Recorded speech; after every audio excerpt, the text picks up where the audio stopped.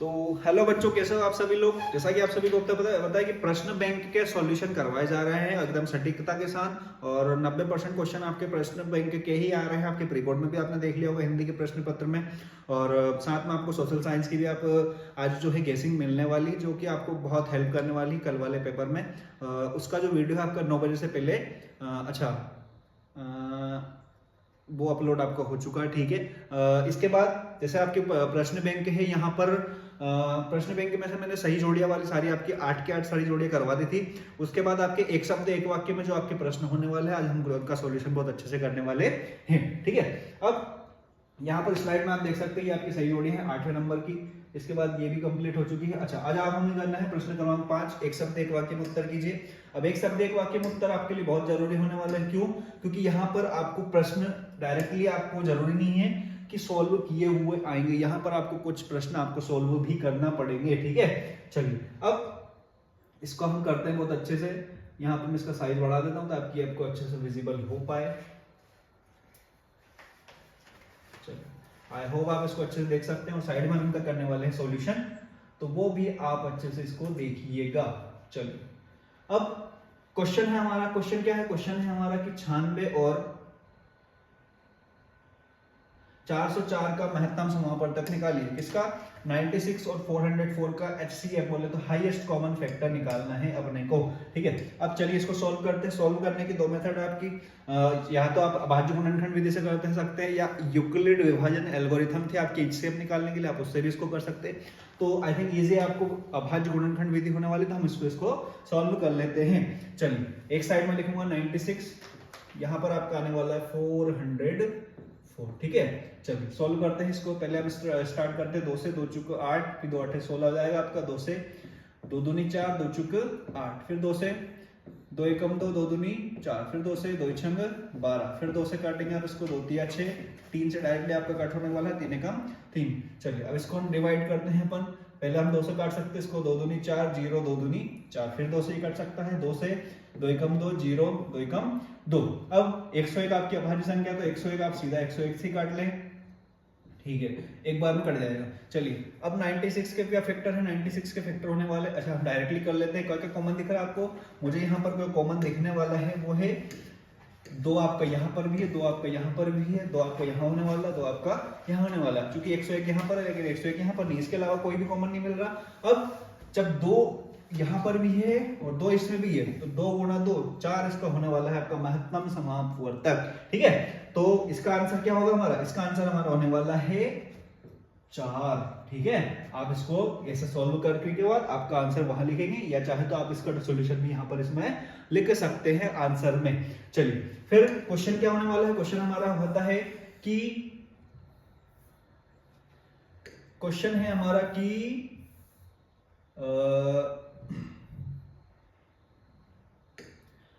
Question है कि द्विघात बहुपद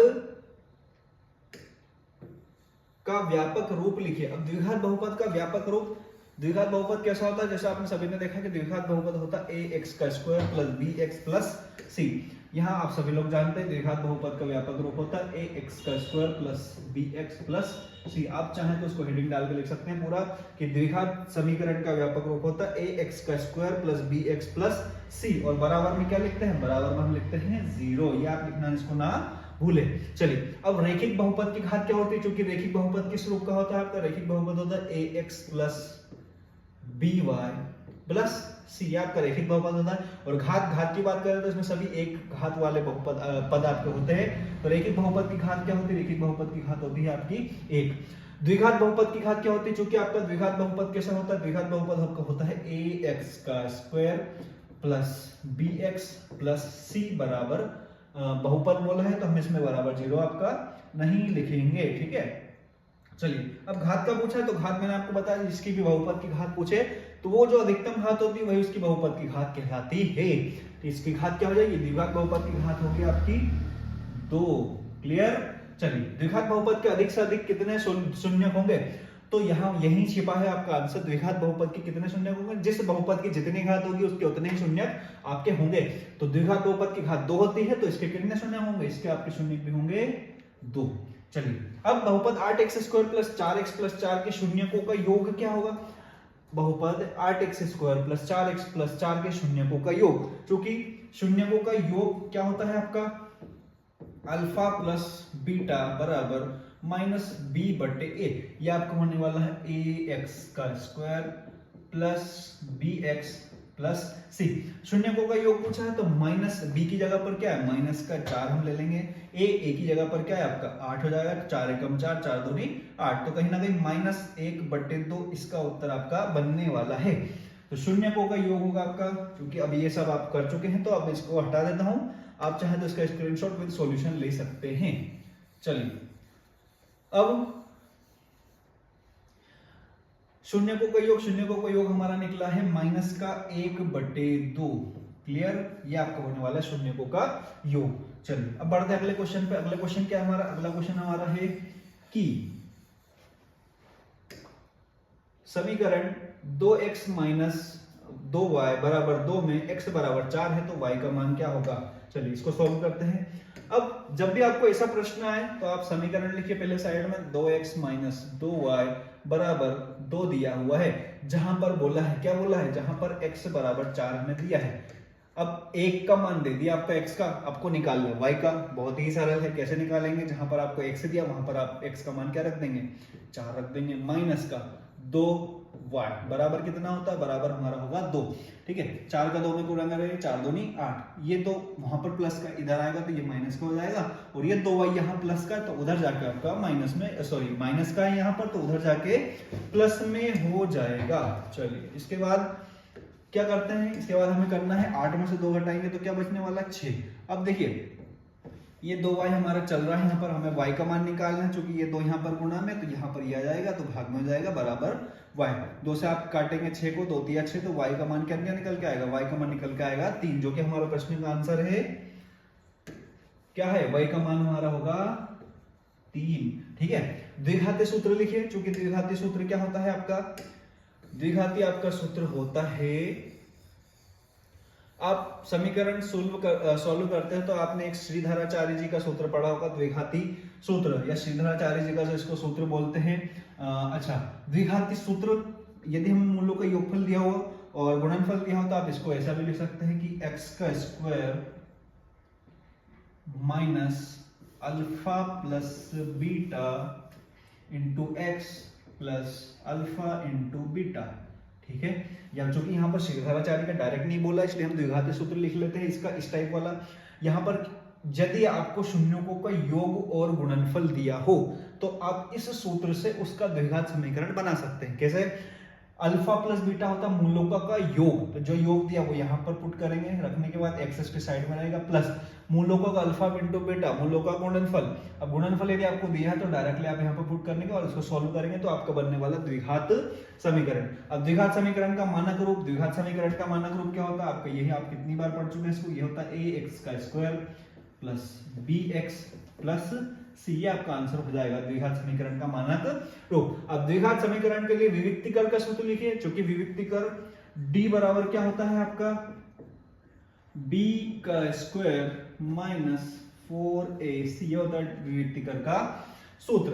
अब समांतर श्रेणी आपको दे रखी 1/3, 5/3, 9/3 और 13/3, जो कि इसमें बोल दिया कि समांतर श्रेणी है तो आप मानकर चलिए कि हाँ एक समांतर श्रेणी, आपको उसको चेक करके नहीं देखना। अब सारवंतर निकाले, क्योंकि सारवंतर में से दूसरे वाले पद में से पहला पद घटा दिए, या तो तीसरे वाले में से दूसरा घटा दिए, या चौथे वाले में से तीसरा, मतलब एक आगे वाले में से पीछे वाला पद आप घटाएंगे तो आपका सारवंतर मिलने वाला है। चाहे तो आप 9 में क्या कर सकते हैं, हम 9/3 में से आप घटा दीजिए, कितना घटा देंगे हम, 9/3 में से 5/3 घटा देंगे, एलसीएम हमारा आता है 3, 9 में से 5 आपका जाएगा तो 4/3, तो क्या हो जाएगा आपका सारवंतर, हमारा सारवंतर होने वाला है 4/3। ठीक है, तो इसका सारवंतर हमारा होगा 4/3। क्लियर। फिर समांतर श्रेणी का व्यापक रूप लिखिए। अब समांतर श्रेणी का व्यापक रूप कैसे लिख सकते हैं, चूंकि पहला पद को हम लिखेंगे a, दूसरा पद क्या होता है a प्लस b, दूसरा होगा, तीसरा क्या लिखेंगे a प्लस 2d, ये हमारा तीसरा पद हो जाएगा। चौथे पद को क्या लिखेंगे a प्लस 3d, ऐसे कर करके आप इसमें पद बना सकते हो। तो ये हो जाएगा आपका समांतर श्रेणी का व्यापक रूप। ए प्लस डी मतलब ये दूसरा पद, ए प्लस 2डी मतलब ये तीसरा पद, ए प्लस 3डी मतलब ये चौथा पद। अब समांतर श्रेणी के nवें पद को ज्ञात करने का सूत्र लिखिए, जो कि आप सभी ने पढ़ा होगा कि समांतर श्रेणी का nवां पद बोले तो ए एन बराबर होता है ए प्लस एन माइनस 1 गुणा में आता है आपका डी। यह होता है समांतर श्रेणी का nवां पद। क्लियर। समांतर श्रेणी के nवें पदों के योग का सूत्र लिखिए। अब समांतर श्रेणी के nवें पद का योग क्या होता है? nवें पद का योग होता है Sn या sum of number n is equal to n/2 2a plus n-1 into में d। ठीक है, यह होता है समांतर श्रेणी के nवें पदों का योगफल। अब ये दो तीन होते हैं, एक तो आपका ये होता है, दूसरा यदि हमें पहला पद दिया हो, आखिरी पद दिया हो और पदों की संख्या दी हो तो इसको ऐसे भी लिख सकते हैं हम। Sn बराबर क्या होता है? Sn बराबर होता है n/2 a प्लस l। ठीक है, l मतलब होता है आपका अंतिम पद या लास्ट टर्म। ठीक है, तो ऐसे भी उसका योग हम निकाल सकते हैं, लेकिन उसके लिए जरूरी क्या है? पहला पद होना जरूरी और आखिरी पद होना जरूरी और पदों की संख्या भी होना जरूरी। इस तरह से भी उसको निकाल सकते हैं।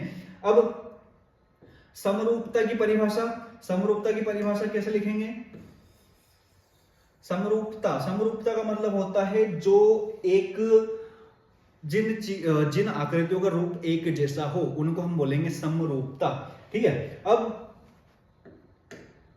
यहां पर आपको ना तो उसने त्रिभुज का बोला है ना चतुर्भुज का बोला है, तो वे आकृतियां क्या बोलेंगे? वे आकृतियां, वे या वह आकृतियां, या वे लिख सकते हैं वे आकृतियां जो दिखने में समान हो, जो दिखने में समान आकार की हो, वे आकृतियां जो दिखने में समान आकार की हो या जिनका रूप समान हो, ठीक है, उनको हम बोलेंगे समरूप आकृतियां, ना कि उनकी सभी भुजाएं बराबर हो। ठीक है, ये त्रिभुज के लिए अलग अलग कसौटियां इसकी हो जाती हैं, तो समरूपता के लिए आप ये परिभाषा इसकी छोटी सी लिख सकते हैं। वे आकृतियां जो दिखने में समान हो और ठीक है, तो हम इसको बोलेंगे समरूपता। फिर देखिए एंगल समरूपता की कसौटी लिखिए। अब एंगल ए और ए मतलब होता है एंगल, हिंदी में इसको बोलेंगे कोण समरूपता। ठीक है, तो यहां पर इसके लिए परिभाषा आपकी हो जाएगी एंगल समरूपता के लिए कि किसी एक त्रिभुज के किन्हीं दो लिख सकते हो आप, कोण समरूपता किसी या किन्हीं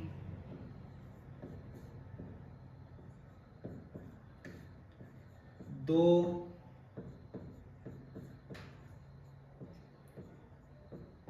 त्रिभुजों के दो कोण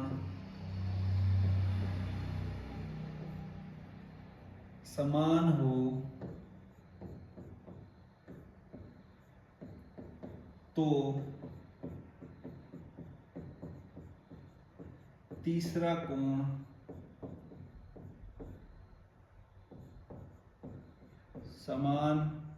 तीसरा कोण भी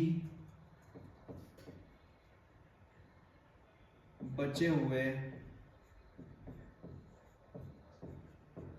कोण के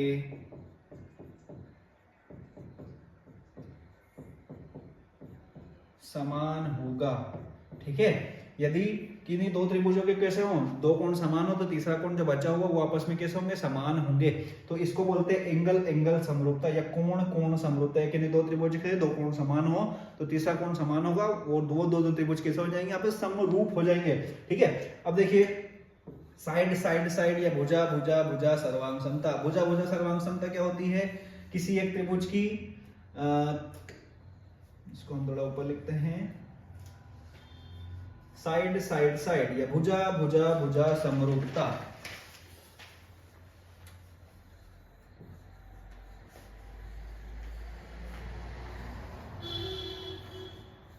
चलिए फिर देखिए भुजा समरूपता की कसौटी लिखिए। तो हम यहां पर लिखने वाले हैं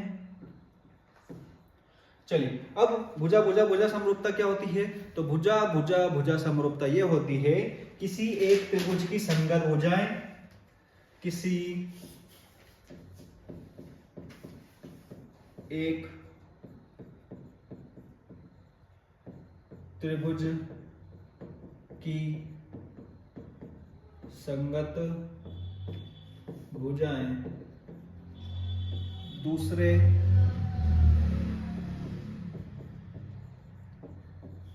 त्रिभुज की संगत भुजाओं से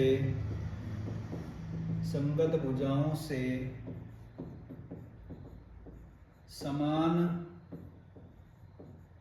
अनुपात रखती हैं तो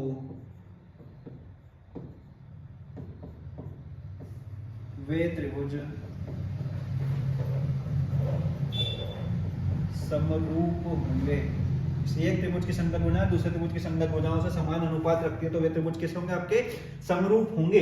तो यहां बन जाती है आपकी भुजा भुजा समरूपता। चलिए अगले क्या है? अगला वो है हमारा साइड एंगल साइड समरूपता की कसौटी लिखिए। तो यहां पर हम लिखेंगे किसी एक त्रिभुज की भुजा या किन्हीं दो त्रिभुज की भुजाएं और उनके बीच बनने वाला कोण, किसी दो त्रिभुज की भुजाएं और उनके बीच बनने वाला कोण यदि समान है तो त्रिभुज आपके कैसे हो जाएंगे? तो आपके त्रिभुज हो जाएंगे समरूपता। तो ये आपकी तीनों डेफिनेशन यहाँ पर कंप्लीट होती है। अब दो बिंदुओं के बीच की दूरी का सूत्र लिखिए। दो बिंदुओं के बीच की दूरी क्या होती है? दो बिंदुओं के बीच दूरी, जैसे मान लो आपका ए बिंदु है, फिर आपका ये बी बिंदु है, इसके निर्देशांक आपके x1 y1, फिर इसके निर्देशांक आपके हो जाएंगे x2, y2। इन दोनों के बीच दूसरी की दूरी के सूत्र क्या होते हैं? इन दोनों के बीच दूरी निकालते हैं x2 माइनस x1 का whole square plus y2 minus y1 का होल स्क्वायर। तो ये विभाजन, अच्छा इसके लिए आपकी दूरी का सूत्र आपका ये हो जाएगा। फिर एक लास्ट बचा है आपका 20 नंबर क्वेश्चन। 20 नंबर क्वेश्चन में क्या आपने से पूछा है कि विभाजन सूत्र लिखिए। तो विभाजन सूत्र क्या होता है? विभाजन सूत्र, मान लो कोई रेखा है, ये हमने कोई रेखा बना दी ए बी हमने एक रेखा बना दी, यहाँ पर एक बिंदु बना दिया और ये जो बिंदु है P बना दिया और ये P इसको किसी ना किसी मान लो m अनुपात n में इसको विभाजित कर रहा है, ठीक है, m अनुपात n में विभाजित कर रहा है। तो इसके लिए एक विभाजन सूत्र बनना है। ये आपका हो जाएगा x1, y1, फिर ये आपका हो जाएगा x2, y2, ठीक है। अब विभाजन सूत्र क्या होता है? विभाजन सूत्र मान लो ये P है, इसके निर्देशांक आपके x, y मान लीजिए आप। अब इसके यदि बिंदु आपको निर्देशांक निकालने हैं तो x का निर्देशांक कैसे निकलेगा? x का निकले वाला है x1 m1 x2 इसका निकलने वाला है आपका m1 x2 plus m2 x1, ठीक है। इसको हम m1 और m2 ले लेते हैं, ज्यादा हमारे लिए इजी है, m1 और m2। तो m1 x2 plus m2 x1 बटे m1 प्लस m2, ठीक है। तो ये बन जाएगा x के लिए। अब y के लिए क्या बनने वाला है? y के लिए बनने वाला है m1 y2 plus m2 y1 बटे m1 प्लस m2। और ये जो विभाजन होता है ये आंतरिक विभाजन है। आंतरिक विभाजन में यहाँ पर दोनों जगह प्लस आते हैं और बाह्य विभाजन में दोनों जगह आपके माइनस आ जाते हैं। तो ये क्वेश्चन नंबर 20 तक हम इसको कंप्लीट कर चुके हैं, जिसमें आपका बेस में है विभाजन सूत्र। विभाजन सूत्र मैंने आपको बता दिया, कोई रेखा है, कोई एक बिंदु है जो उनको दो अनुपात कोई से भी दे देगा, आपको उसमें विभाजित कर रहा है। तो उसके लिए x के लिए मान होगा आपका m1 x2 plus m2 x1 बटे m1 प्लस m2, y के लिए होगा m1 y2 plus m2 y1 बटे m1 प्लस m2। तो यहाँ पर ये दोनों आपके फॉर्मूले कंप्लीट हो जाएंगे और हम क्वेश्चन नंबर कर चुके हैं यहाँ पर 20 तक। अब अगले क्लास में 21 से लेकर के जितने भी इसमें क्वेश्चन बनने वाले हैं वो हम खत्म करेंगे। साथ में इसके जो मेन क्वेश्चन है वो आपके स्टार्ट हो जाएंगे, पहले आपके 2 नंबर फिर 3 नंबर के लिए। तो उनको हम करेंगे अगली क्लास में। मिलते हैं नेक्स्ट क्लास में। जय हिंद।